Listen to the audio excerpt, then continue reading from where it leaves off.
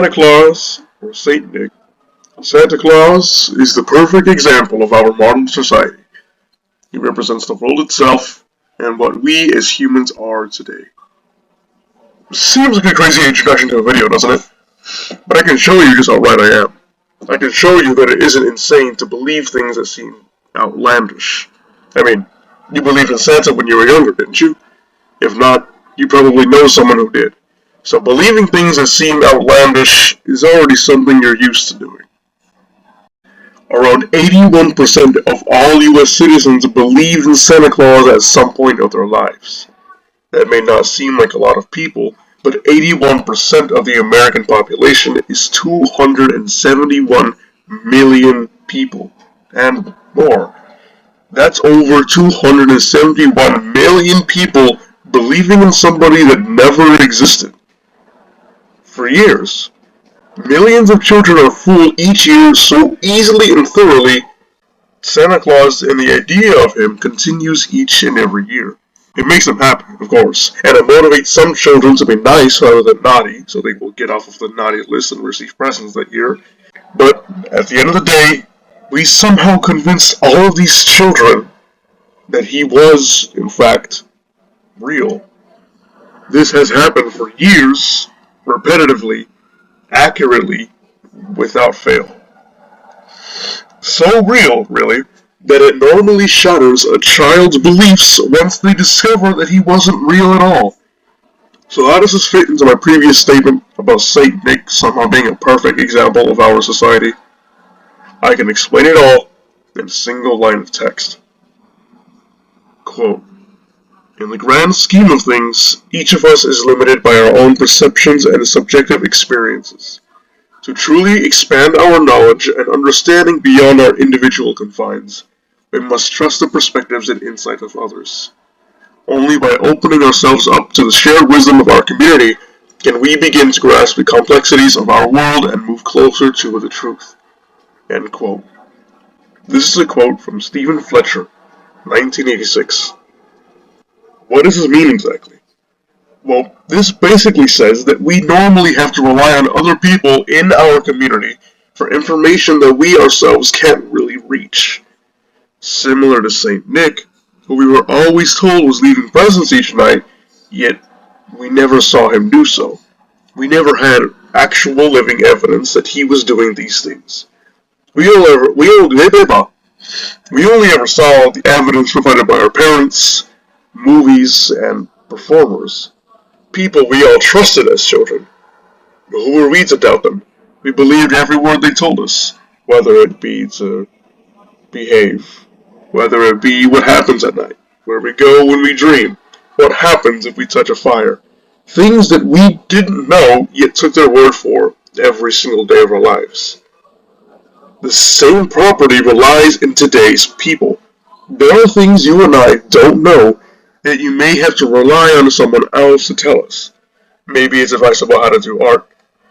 Maybe it's how to use a computer program. Or maybe it's something you want to check about our history. Maybe you want to know who created something you use every day. Maybe you want to know about an extinct animal that nobody has seen in hundreds of years. Were you there? Was someone else you know there? Has somebody in the past been keeping a notebook hidden from everybody with the information they need, passing it down generations? How accurate are the things we need? How accurate are the stories that we're told? Think of the story of the dinosaurs.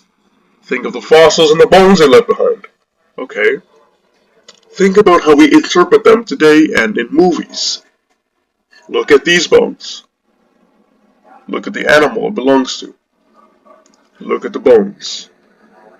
Look at the animal. Look at the bones.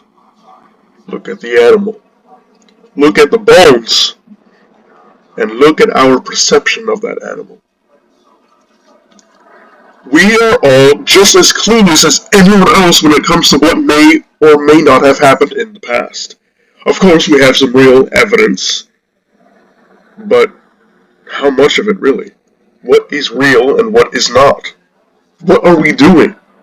We're taking the word of someone more knowledgeable about the subject The same way, we took the words of our parents, someone more knowledgeable about the subject.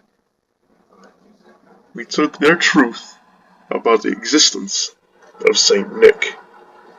Quote, "The party told you to reject the evidence of your eyes and ears. It was their final, most essential command."